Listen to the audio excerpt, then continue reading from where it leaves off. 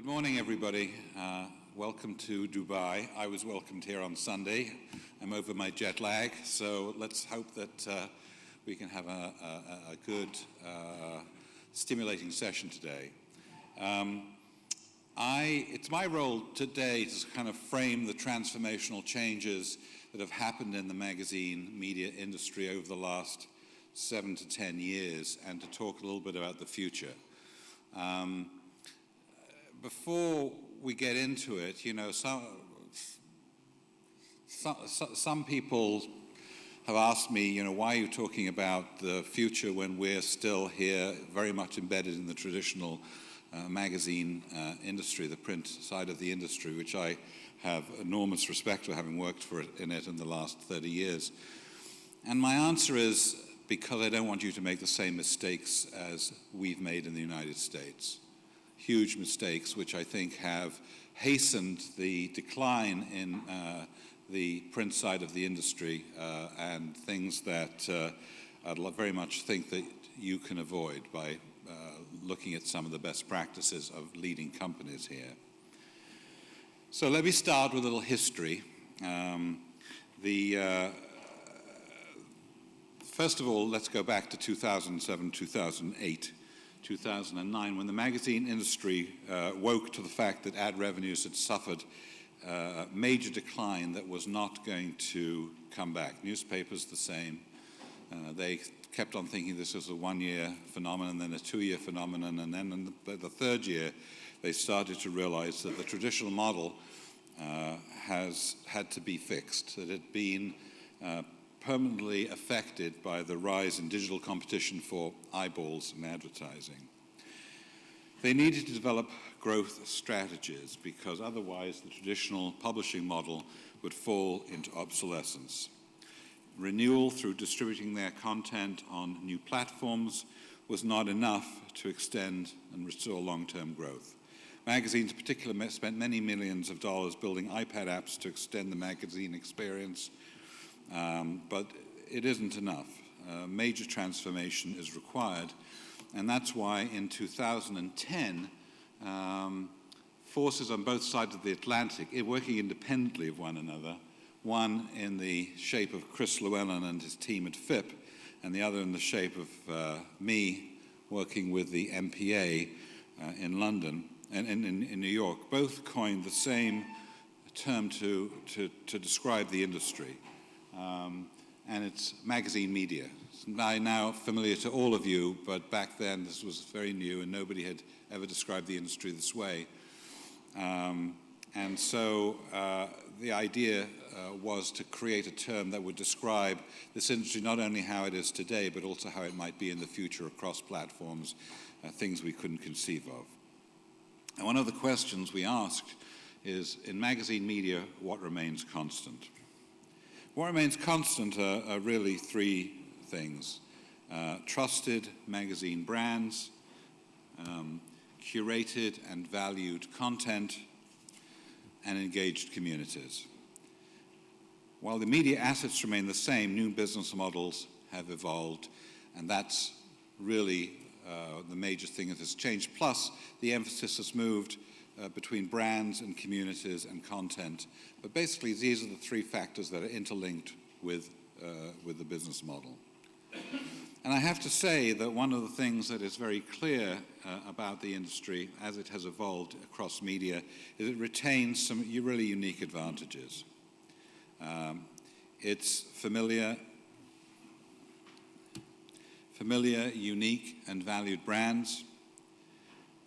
The high level of audience engagement, which is very appealing and powerful for advertisers, and especially in combination with digital media. Magazines, print media are a very powerful force to bring the forces together and to retain consumers. Magazines have a deep understanding of their consumers, their behaviors, their needs, their future needs, what they consume, where they shop, what they're interested in, and how that is changing. And for many magazines, they actually are ahead of the curve in terms of understanding their consumers and, in fact, set new trends. Magazine media also have a clear and differentiated voice in a very cluttered world.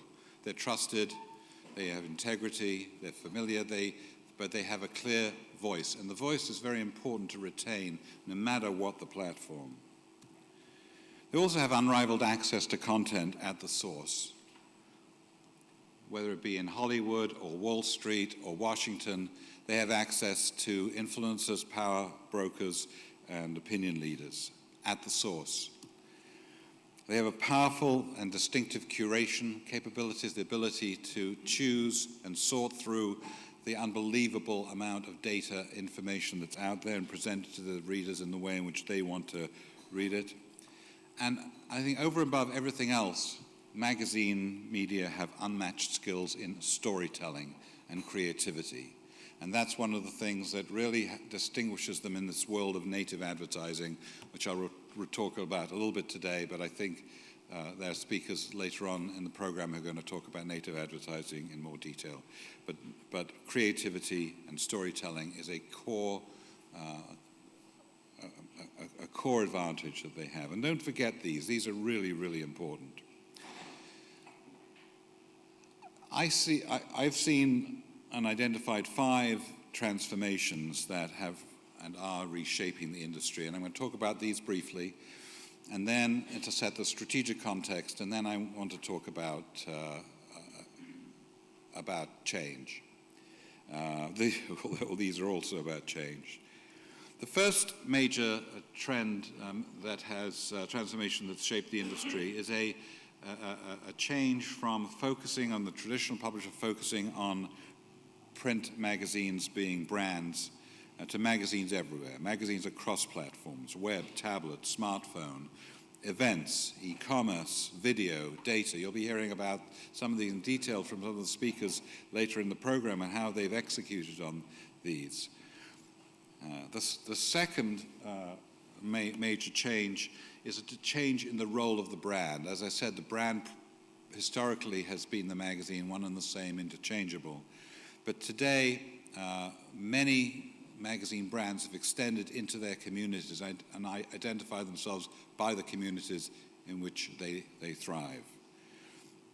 The best examples, and we could spend an hour just talking about this whole notion of communities, is the Atlantic magazine that's moved from a magazine, sleepy magazine in Washington, to a platform for ideas that's allowed it to expand into a whole wide range of different kinds of events, web services, digital platforms, all across this whole notion of being a platform for ideas rather than a magazine.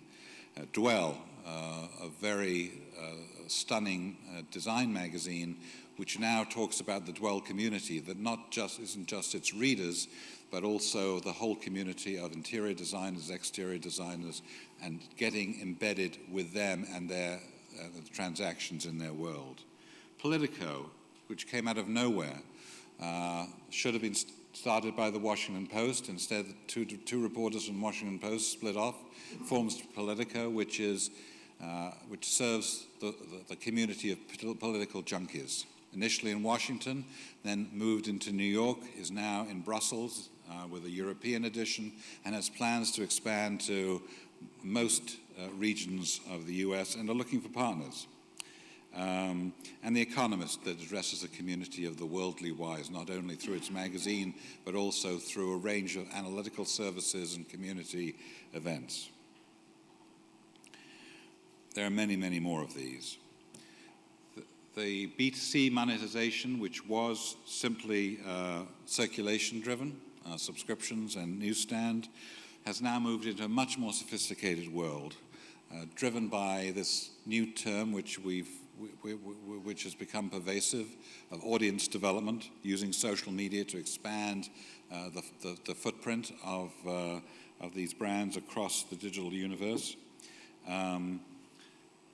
Paywalls, metered models, membership models, micropayment models. These are all very powerful new forces that are being applied in the magazine industry. They've been applied with differing measures of success in newspapers, and are now being applied in the magazine world too.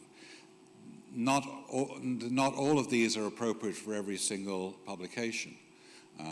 It is very difficult to erect a paywall for a publication that is not a must-read publication. But it is quite possible to use micropayment systems or metered systems and to adjust your model to the audience. Membership models are replacing subscription, thinking about your subscribers as members of a community as opposed to simply receivers of transactions that say, hey, you got to pay us because your subscription is overdue. And these are being affected with great success. In the B2B monetization area, which again was one of selling print advertising, is now into a range of marketing solutions. The most notable of these, and probably the one which was a conference in New York last week, the American Magazine Conference, I think most people saw that there were two major new sources of growth that they saw. One was expansion of native advertising or branded content, and the second, video, short film video. And everybody's expanding their capabilities in both these areas, creating native advertising studios to create customized advertising, sponsored advertising, sponsored by advertisers, and to create short form video. And then there's another thing that's going on, which is the major publishers are hiring chief data officers to take a look at their databases. They're building big CRMs, and they're starting to divide and subdivide the audience into segments and micro-segments. Meredith is probably one of the leaders in this area. And they're also moving into selling advertising in a 360 way across media. Timing just announced a reorganization by industry sector with each team selling 360 across all media. But as we all know, advertising organizations change as often as I change my underwear, which my wife will probably tell you is daily. But she's not fully aware of what happens when I travel. And finally, the measurement side, which had to come and had to be developed because print circulation is no longer a relevant measure of success of a brand, is this whole area of a brand-focused audience measurement, measuring the total audience. And the MPA has initiated this. It's now been followed by magazine associations in Spain and in several other countries, in Canada, because today it is clear that yesterday's magazine publisher today is a magazine media company with products and services across a range of different platforms. And the MPA has just celebrated its first full year of measuring magazine media 360, measuring the total audience for magazine brands as opposed to measuring print circulation. And through this method, they really have set out to change the conversation about magazine media from one of print decline to one of audience growth, and they've done it successfully. So in 2015, the total audience for magazine media, measured magazine media, grew from 1.55 billion to 1.68 billion, which is a 7.1% growth. And that's measured across print, web, digital, tablet, and there's a separate report on social media. And the measure of success is what the papers say. And I was very happy that the day this was announced, which is about 2 weeks ago, the New York Post, Keith Kelly in the New York Post, who is, the voice of the magazine industry in New York, came out with this headline, which we were very, very pleased to see. Who said magazines are dead? So we've come a long way, from magazine publishers to magazine media companies, but We've learned how to embrace the uncertainties of the future, becoming much more self-confident. We realize there's no silver bullet, there's no single solution, no autonomous industry model like we had 10 years ago, which was a very, very clearly defined model and very common to everybody else. In fact, one of the things that is very clear is that every magazine publisher is pursuing their own strategy and their own paths, with some small and some major differences between them. But what's really important is, and what has really changed, is that there's rapidly emerging self-confidence outside what I call the legacy zone, outside the zone that people grew up with and were familiar with, and which threw them into a tizzy when it no longer seemed to be appropriate. And this self-confidence was very clear last week or 2 weeks ago at the American Magazine Media Conference in New York. There was a clear sense that we know where we're going, we're emerging from this period of uncertainty. And so, I think that digital first is here. And what we're talking here about now is that magazine media companies are becoming digital first content companies. Just look at Duncan Edwards at Hearst Magazine's describing Hearst, a global, increasingly digital and mobile content business delivering large-scale audiences around well-defined media brands. It doesn't say a global magazine company there, but it's included. Or look at Condé Nast. Bob Sauerberg, the CEO. We're digital first, mobile-led, and focused on millennials, whose spending power is increasing quickly. So there's a whole new vision there of vision and strategy for these big companies, and for the small ones as well. I mean, they are realizing that the vision and the opportunity has changed, and we're now, as several speakers said, at the most exciting time ever in the industry. What really demonstrates, nothing reinforces more dramatically that we're digital first than this listing of the sort of the innards of the business. New content models, new subscription models, new content formats, new marketing skills, new delivery platforms, new advertising formats. And of course, not listed here are the many new competitors in the digital landscape. This has required, as I think we all know, a massive reinvention and transformation effort that the boldest among you have attacked with enormous vigor. But these are the job descriptions in the modern magazine media company today. And the question is, how do we get there? And that's what I want to spend the rest of this morning talking about. The next challenge, culture change. You know, as I've talked with my clients all over the world and then help transform, I hear the same thing. Culture change is the real challenge. It's tough, but it can be done. Hearst. Culture change is a necessity for survival, from Herbert Bourdieu. Our culture will change because it has to. It's one of the biggest initiatives this year, from Bob Sauerberg at Condé Nast.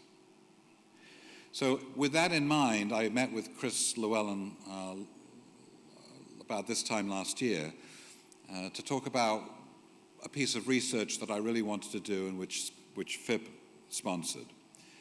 To ask the question, you know, how are you changing the culture of your organization to compete effectively in the digital-first era? And with the gracious assistance of FIPP members, I personally undertook 16 interviews with 14 member companies in 7 countries, each approximately an hour to 2 hours, mostly in person, otherwise by Skype or by phone. And I learned some very interesting things, and there were some very consistent things that came out. I asked them, first of all, just to rate themselves in terms of their attitude towards culture change. How important is it? And overwhelmingly, on a scale of 1 to 9, they all said, 80% of our interviewees rated importance as a 9, the most critical rating, the most important, most critical thing we have ahead of us. How difficult is it? Well, this ranged a little bit more, but again, 82% rated it highly, between a 6 and a 9. A few, though, are a little more optimistic. And what progress have you made to date? Well, that's all over the map, but they were in clear agreement that this is a work in progress and remains so and will be one of their major priorities for the next few years. So let me tell you a little bit more detail about what I learned. First of all, what differentiates culture change leaders? In all my interviews, I found a marked difference in the level of proactivity to culture change, with the most advanced clearly having fomented disruption and game change to advance both strategy and necessarily culture change. Disruption and game change are clearly beneficial. But I ended up grouping my respondents into 3 groups. People I call disruptors, like Axel Springer, Hearst, Border, IGG, and immediate media. A group of accelerators, moving fast but without causing major disruption, such as EMAP, Time Inc., and India Today. Although I have to say that EMAP changed its name since I did the interview, so maybe I had some impact on them. And the third group I would call fast followers, 6 companies who are pursuing cultural change in a more relaxed way, more responsively than others, but not setting the bar. There's nothing good or bad about this listing. I learned from everybody, and each company faces a different history and a different environment, a different set of competitors. But there were certain lessons that came through very clearly from the leaders. Sorry. So what do we learn? Well, the first lesson I would say is to bring the audience inside. Look at this picture. This is, in America, how your audience looks. But if you pick up a mirror, this is also how your organization look. You are your audience. There are people inside your organization who are truly representative of the future of this industry. And these are the people that you need to tap into, to engage with, to engage their energy, their passion, their insights in reinventing the company. They are on their mobile devices all the time, 41% of their media time on mobile devices. Their mobile phones never leave their hands. 87% of them report that my smartphone never leaves my side 24/7. 80% that when I wake, the first thing I do is reach for my smartphone. And this represents what Mary Meeker of KPMG calls the most important behavioral change in the last 20 years. People connected 24/7 with their mobile devices. But I don't have to tell you that. You can look around. But what is critical is to bring that audience inside and to engage their passion, their energy, their enthusiasm, and their insights in inventing the future and reinventing your company. And as the New York Times said in their strategy memo, over the next few years, the battle is going to be won or lost on smartphones.